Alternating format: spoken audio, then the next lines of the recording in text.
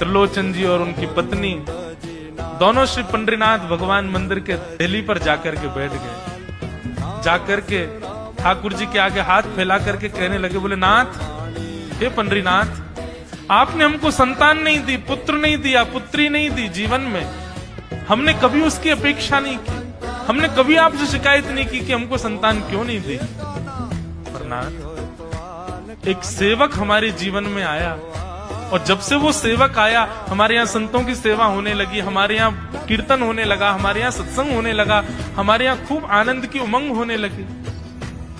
उस सेवक ने हमको आपसे और प्रेम करवा दिया। ठाकुर जी, हम आज आपसे दोनों भीख मांग रहे हैं, हमें कुछ मत दीजिए, आप भी मत मिलिए हमको इस जन्म में, लेकिन हमारे उस सेवक अंतर्यामी को हमको वापस कर दीजिए भगवान। वो जहां कहीं भी हो उसको वापस भेज दो हमारे पास।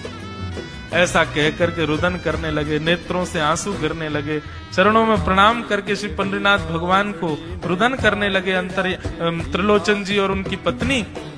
इतने में ही स्वर सुनाई दिया, बाबूजी। अंतर्यामी का स्वर सुनते ही पीछे मुड़ करके देखा तो पीछे तो कोई दिखा नहीं।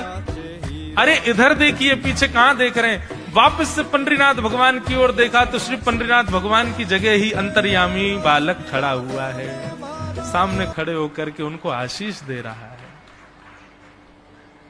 त्रिलोचन जी तो भाव विह्वल हो गए, बोले कैसी कृपा नाथ आपकी।